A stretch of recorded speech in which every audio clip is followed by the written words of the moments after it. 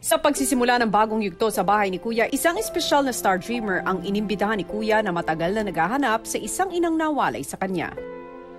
Yung ano ko po, yung biological parents ko po, kahit po shadow, hindi ko pa po sila nakita. Si Marie ay isang anak na kinakailangang ipaubaya sa ibang pangangalaga ng kanyang biological na ina. 23 taon na ang nakakalipas sa pinapasukang amo sa kagustuhang mabigyan ito ng mas magandang buhay.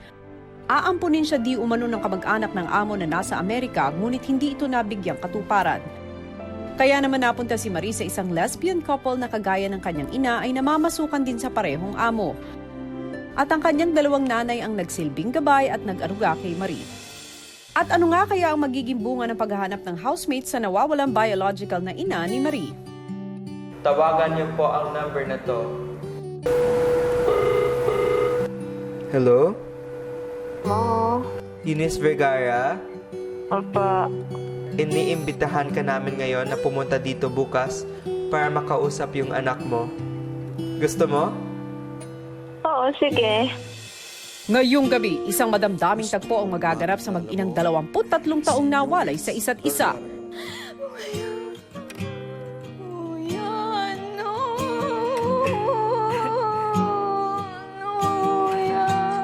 Ituloy na natin ang nakakaantig na kwentuhan dito lang sa PBB 8. Kinaumagahan sa bahay pinatawag ni Kuya sina Yamyam at Fumia.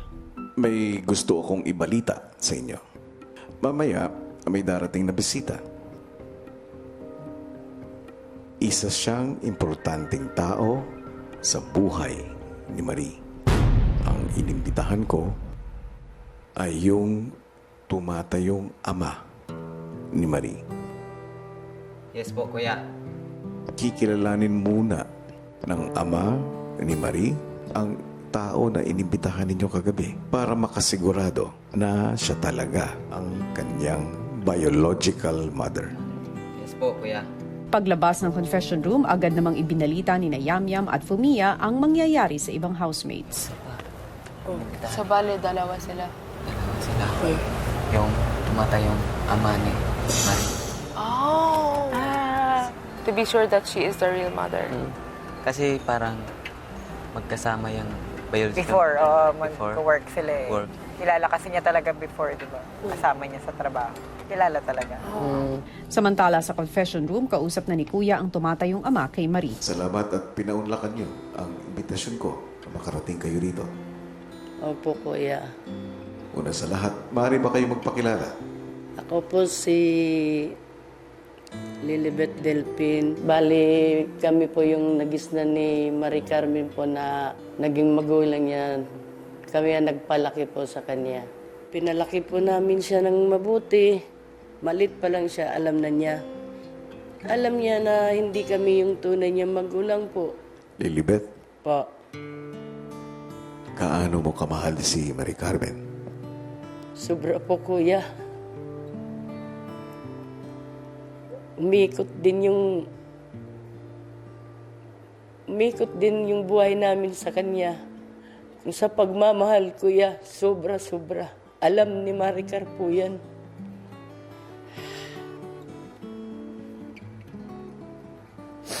Masaya po. Proud po ako sa kanya. Kasi kahit ganito lang po ako, pinagmamalaki din naman po niya ako. Nararamdaman ko ang pagmamahal mo para sa iyong anak. Opo, Kuya, sobra. Alam mo, Lilibet, Po. nabanggit na rin sa akin yan dati ni Marie. Kwento niya sa akin, mahal na mahal niya kayong dalawa. Kayong dalawa niyang magulang na nagpalaki sa kanya. Pero may kagustuhan din siya na mahanap din ng kanyang totoong magulang. Opo, Kuya, dahil karapatan din niya naman po yan na malaman niya eh. Makita niya kung para ano na niya yung sarili niya. Buo yung pagkatao niya talaga. Tama. At nag-aalangan siya Bakit po, Kuya? kung ano ang iisipin mo. At para mas malinawan ka kung ano yung nararamdaman niya, may ipapakita ako sa'yo. Sige po, kuya. Bakit mo nga ba gustong pumasok ng bahay ko? Gusto ko po talaga na matuldukan po talaga yung pinakamalaking question mark sa buo ko pong pagkatao. Siguro baka iniisip ng mama at papa ko na na yan, baka si Marie naghahanap na ng katanungan, ganyan. Parang hinahanap ko na yung totoong parents ko. Baka na naiisip din nila, kuya, na iiwan ko sila if ever na mahanap ko yung magulang. Pero yung ipapromise ko naman po talaga, kuya, hindi ko po talaga sila iiwan hanggang sa dulo. Anong masasabi mo? May tiwala po ako kay Maricar, kuya. Naniniwala po ako sa sinasabi niya po. Ganun pa rin yung pagmamahal ko, kuya, sa kanya, hindi pagbabago. Ganun pa rin kami sa kanya. Hindi ko ikakait po sa kanya po yung kuya. Maraming salamat kung ganon. Dahil ang tanging gusto ko lang naman ay ang kaligayahan ninyong lahat. Ilang sandali pa, may mahalagang binilin si Kuya kay Lilibeth. Ngayon, Lilibeth, Po, kuya. may ipapagawa ako sa'yo. Kagabi, sa tulong ng mga housemates, ay marahil nahanap na ang totoong nanay ni Marie. Gusto ko ay makausap mo siya para ikumpirma kung talaga bang siya ang biological mother. Opo, kuya. Maya-maya pa, pinapunta ni Kuya si Fumia at Yamyam sa confession room para sunduin si Lilibeth at ihatid muna sa task room kung saan siya pansamantalang mamamalagi. Lilibeth. Lilibeth. Yam. Palaya ko, Dayday. Dayday. Dayday. Dayday. Dayday. Dayday. Dayday. Dayday. Dayday. Fumia. Yam. Yam. Ay, opo. Habasit. Habasit. Oo, kus. Si Yamyam in-entertain naman ang bisita at nagkwento tungkol sa pagkakakilala niya kay Marie. Kung proud na proud kayo sa kanya, siya proud na proud sa inyo. Kasi natapos niya sa pag-aaral, tapos na ipalaki niyo sa nang maayos. Sabi niya, nag-share siya sa akin na kahit anong mangyari, hindi ko ipagpapalit yung mga magulang ko ngayon. Ganun. Yun yung narinig ko sa kanya. Kasi wala naman akong footwear na casual. Habang naghahanda si Marie sa magaganap na feast, lingid sa kaalaman nito, kausap na ni Kuya ang kanyang inang matagal na niyang hinahanap. Mari po ba kayo magpakilala? Ako po si Eunice Vergara po. Religyosa na po ako ngayon. Bakit ka nandito? Dahil po sa hinahanap po ako ng anak ko. Si Marie Carmen po. Kumusta po kayo?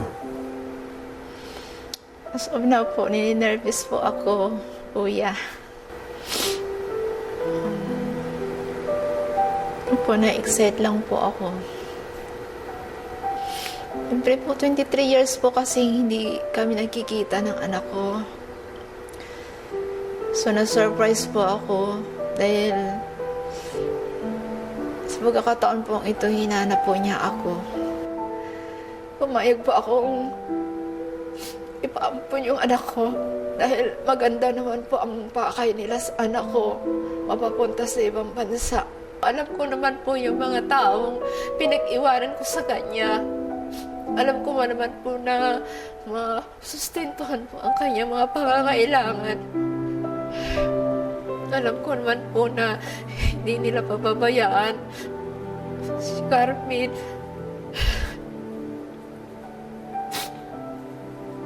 Sa mga panahon na nalayo ka sa iyong anak, si Marie, anong matapos sa isip mo nun? Sumasagi din po sa isip ko kung kamusta na siya. Darating na panahon na makita ko siya.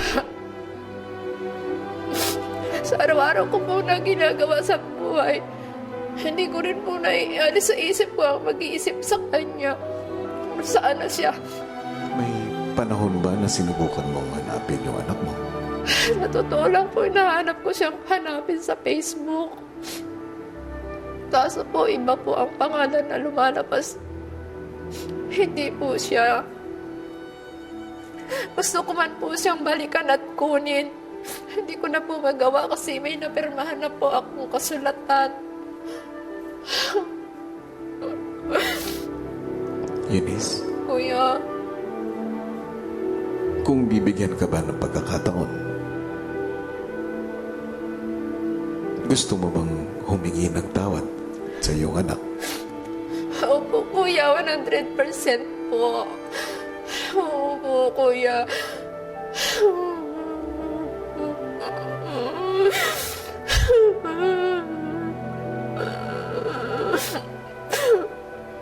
Dahil po sa mga panahon na lumaki siya, wala po ako. Na dapat sa mga panahon ngayon ay kasama niya ako. Naaalagaan ko siya. Naasikaso ko sa araw-araw at lalong-lalo po sa pag-aaral. Wala po ako. Hindi po niya ako kasama.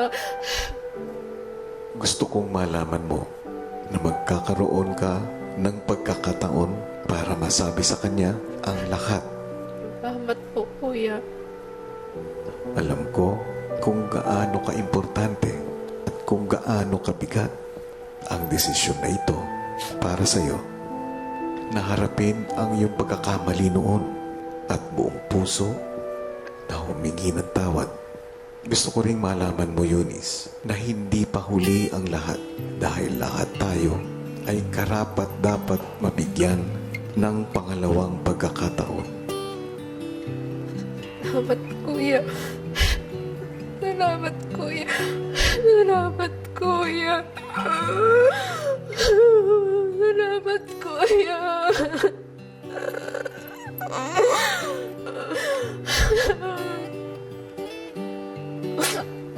Pero bago kayo magkita ni Marie, isang mahalagang tao rin mula sa nakaraan ang nais kong makita mo muli at siya si Lilibeth. Opo, kuya. Kung iyong mamarapatin, sana kunin mo ang pagkakataon na ito para magpasalamat sa kanya. Opo, kuya. Wala pa. Wala.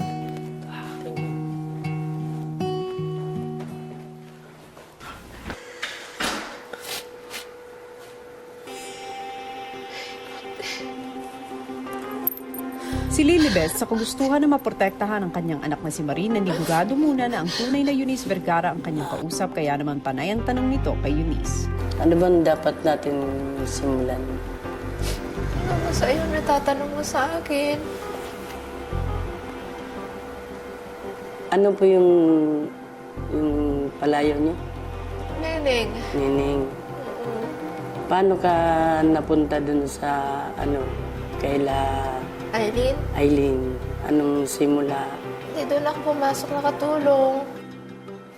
Ilang buwan ka doon? Tagal ako doon hanggang sa nanganak. Tapos, 7 months. Na sa kanya nalaman ni Ate Aileen na buntis ako. Pagkapanganak ko daw, kukunin niya at ibibigay doon kay sa tiyahin niya, tiyahin. totoo lang, nag-aalinlangan ako. Wala akong pinagkakait kay Maricar, sa totoo lang. Dahil sa sobrang pagmamahal ko kay Maricar, basta pag kay Maricar, ibibigay ko ang best ko. Ate. Habang patuloy ang usapan ni Lilibeth at Eunice, ang housemates naghahanda na para sa inaabangang pagkikitang muli ng mag-ina. Mag-ayos.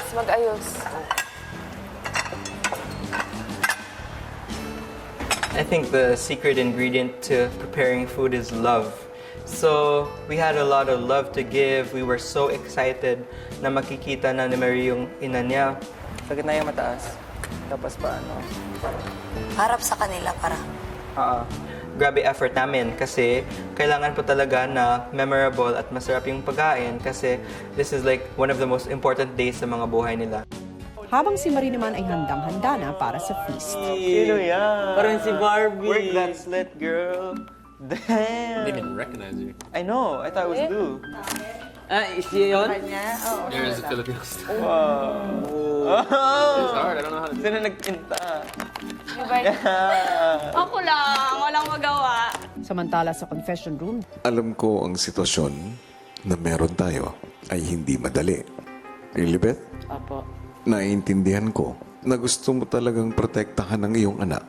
Kaya ikaw ay naninigurado. Opo, kuya. Sa puntong ito, tatanungin kita. Sa gitna ng iyong pag-aagam-agam, papayagan mo bang makita ni Marie si Eunice? Opo naman po, kuya. Hindi ko po ipapagkait po kay Carmen yung kagustuhan din niya po na makilala po yung tunay niya magulang po. Opo, salamat po. Ako po. Walang problema po, kuya. Okay Yakap po nga po yan. Wala pong problema. Para kay Carmen po, kuya. Salamat, Ate Lilibet. nang handa na rin lahat ng boys, pinatawag sila ni Kuya sa confession room para makilala ang kanilang inimbitahang bisitang si Eunice. Hello po. Hi. Hello. Kakausapin ka namin dahil sa ilang sandali mo lang, makikita mo na yung anak mo. Lahat kami gumagawa para mahanap ka. At kami rin na-excite at kinakabahan inyong tagpuan. Okay, thank you, thank you. Ilang sandali pa lumipat na ang lahat sa activity area para sa feast na hinanda nila para kay Marie. Ikaw. All the boys on this side and the girls on this side and Marie on that side. Marie, please you sit down. Thank you so much. Take a seat, please. Wow. Would you like any water? Housemates, maaari nyo nang simulan ang selebrasyon. Enjoy! The feast was absolutely beautiful. How we were all really dressed up and it was really nice and shiny. You know, it's very high class looking, beautiful dinner that we all got to share. And, you know, looking across the table, you only can feel blessed and happy that we're all here happy as a family. Itong toast na to ay nagsisimbolo ng pagpapasalamat. Thanks. You're welcome. I would like to say thank you so much, especially to the boys, for protecting me always, for trying your best just to make me feel comfortable, just to make me feel happy when I'm sad, alone, and everything.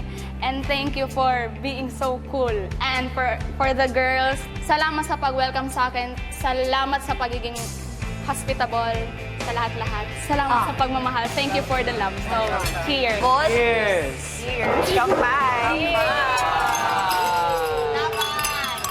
Maya-maya pa isang anunsyo ang narinig nila. Housemates, Yes. hayaan nyo ang gabing ito na magsilbing isang selebrasyon ng samahan na natagpuan nyo dito sa loob ng bahay ko. Maikli pa man ang panahon na kayo ay nagkakilala, hangad ko na ito ang maging simula ng mas malalim at makabuluhan na pagkakaibigan. At sa pagbuo ninyo ng bagong pamilya dito sa loob ng bahay ko, marapatin nyo rin sana na magsilbing saksi ang gabing ito upang mabigyang katuparan ang isang pangarap. Pangarap na nagsimula 23 taon na ang nakakalipas. Okay, stay. Stay. We dance. We dance together, we're the boys. Ano na yun dyan? Na-dance kami. Parang umalis lang kayo dito, iniwan. Like that. Marie, alam kong matagal mo nang hinahangad na makilala ang taong ito. Kuya? Nais kong malaman mo ang mga katanungan sa isip mo at paghahanap mo ay matitigil na ngayong gabi. Dahil sa tulong ng housemates ko, naging matagumpay sila sa paghahanap sa kanya. Marie, gusto kong makilala mo si Eunice Vergara. Hala, kuya, kinakabahan ako. Kuya. Kuya, ano?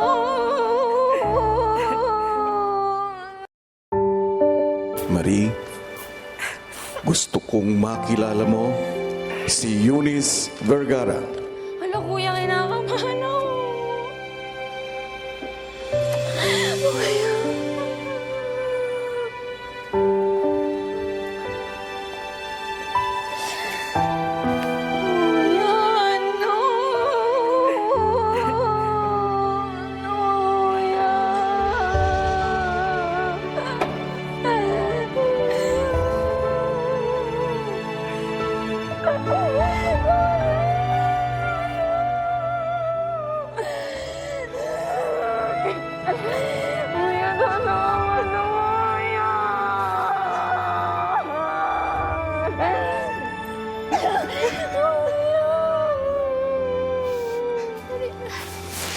Ayun na, anak ko.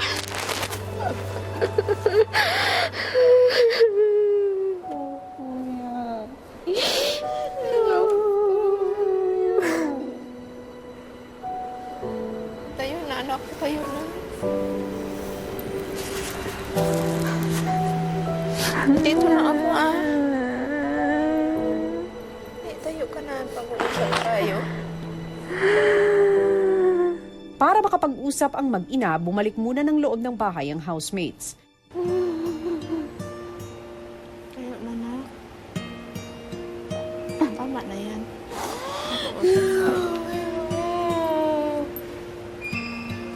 Matagal na kitang hinahanap. Hindi kita mahanap sa Facebook. Hindi ko alam kung nasaan ka na. Kung saan ka na nakarating. Ano po yung nangyari? Kasi that time na yun, ang lolo mo may problema. So instead na sabihin ko pa sa kanila yung nangyari sa akin, hindi ko na ginawa. Lumayo na lang ako. So, bilang ako nagsusolo sa problema ko, hindi ko para tinakwil ka. Gusto ko rin sana mapapunta ka doon para maging maganda man ang kinabukasan mo kahit kilalanin mo man ako o hindi. Pero hindi ko akalain na sa mga taong hindi ko ikaw iniwan, doon kanya binigay. Pero napakabuti po nila. Oo, totoo yun. Inalagaan ka rin nila. Nalagaan ako nila. Inaramdam nila na kumpleto ako kahit hindi. Kulang lang po talaga ako ng kakayahan para hanapin ka.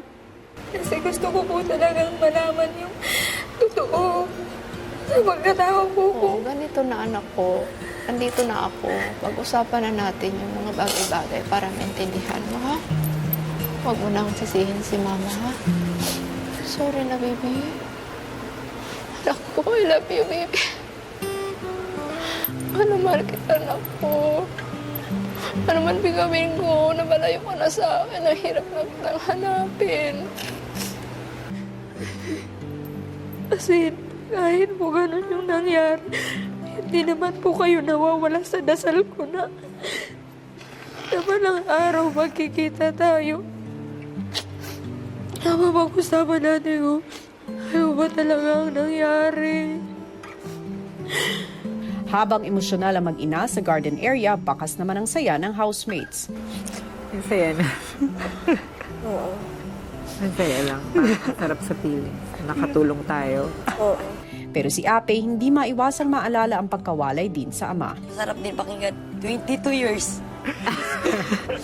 Papa and me. Yeah. Sobrang saya ko siguro din. Nainggit ako. At totoo lang.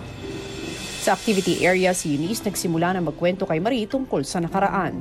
Naalala ko yung nung araw na iniwan kita. Nag-iiyak ka ng tulog. Wala na akong magawa kasi may pinapirma na sila sa akin. Dumidi ka rin naman sa akin ng 3 araw.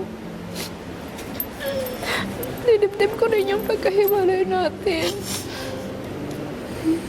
Hoping ko talaga, anak, magpaganda ang buhay mo.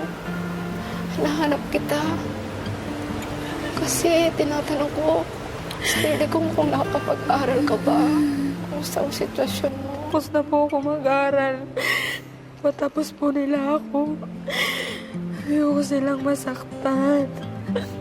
Si mama at papa lang meron ako na ayoko mawala sa akin. Anak ko, mahingi ako ng sorry sa'yo. Napakabigat ko ng dibdib ko. Kung mali man para sa'yo yung Alam mo ano man dapat ang mararamdaman ko.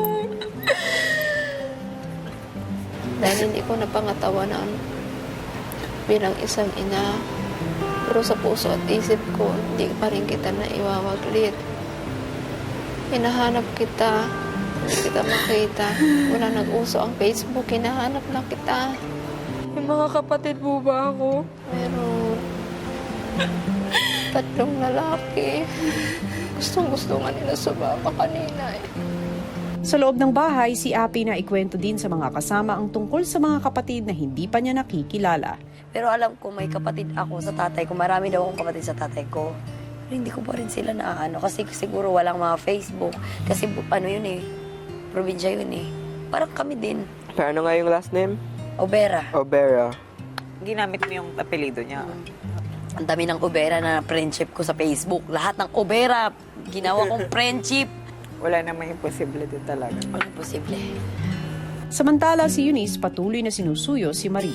Binigay ng Diyos yung time na ito para kahingi ako sa'yo ng sorry. Humingi ako ng patawad sa'yo, anak. Hindi ko ba talaga alam kung ano ba yung mararamdaman ko. Ang hinihiling ko lang naman ay patawaran mo ngayon. Kung ikaw man ay iniisip mong pinabayaan kita, hindi kita binabayaan. Kaso lang ang gusto ko na mapaganda ang buhay mo. Bigyan niyo po ako ng sapat na panahon para unawain ang lahat. Okay, anak ko. Hindi naman kita pipilitin. Hintayin ko yun. Hindi ko po kuya maintindihan kung ano po yung dapat kong maramdaman. Alam ko, hindi naging madali ang nangyari sa iyo ngayon. Alam ko na naglalaban sa puso mo ang mga tanong na nais mong masagot. Pero sana ang mga kaganapan na ito ay maging daan para mas maging bukas ang inyong puso sa posibilidad na magkaroon ng magandang relasyon. Hindi ito magiging madali. Hindi rin ito magiging mabilis dahil ito ay isang proseso. 23 years is not a short time. Hindi ko naman po siya mapipilit na maging ganun ang loob niya sa akin. Hihintayin ko na lang po yung pagkakataon kung kailan niya gusto. Basta po nandito lang ako bilang nanay niya. Kung kikilananay naman po niya akong nanay niya, nandito lang po ako. Welcome naman po ang kamay kong yumakap sa kanya. Hindi ko man alam kung anong kahinatnan ng inyong pagkikita ngayon. Pero sana sa dulo, manaig pa rin ang pagmamahalan at pagpapatawad. Ang emosyonal pa rin na si Marie, may hiniling naman kay Kuya. Gusto ko pong makausap yung mama at papa ko sana. Gagawan ko ng paraan yan. Sa ngayon, makakabalik ka muna sa loob ng bahay.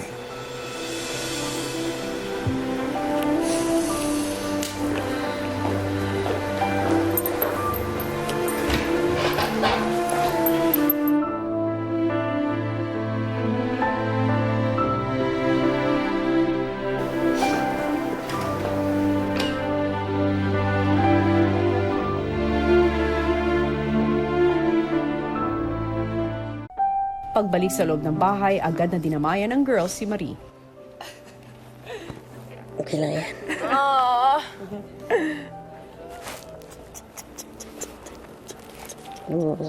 Congratulations, hanap mo na. Andyan na. Ako, naghahanap pa rin. Mahirap tayo. Hindi mo magusto yung explanation ng mama mo? Parang hindi sapat? Parang ganon sa'yo? Basta nung time na nag-uusap nag-uusap kami. Ang tanging bagay lang talaga na tumatakbo sa isip ko yung mama at papa. Ano may isip ko nila? yung lungkot nila. Alam ko na may parte na masaya sila kasi namit ko yung nanay ko kung siya man. Pero ramdam ko kasi na malungkot sila. Kasi ako lang din yung meron sila at sila lang yung meron ako. Ang nanay mo sa akin. Kaya hindi ko sa kanya mabigay yung yakap na gusto niya kasi hindi ganun kadali. Totoo yan. Kasi wala, hindi. Parang Wala hindi ko kong makausap sila mama at papa. Hindi ko alam kung basta ko nung isip ko na yun. Bukas sa PBB 8. May saya kuya kasi nakita ko na yung ina ko. Yung lungkot po kuya kasi pumasok po talaga bigla sa isip ko at saka sa puso ko kuya yung mga magulang ko. Gusto ko po talaga sana silang makita, makausap.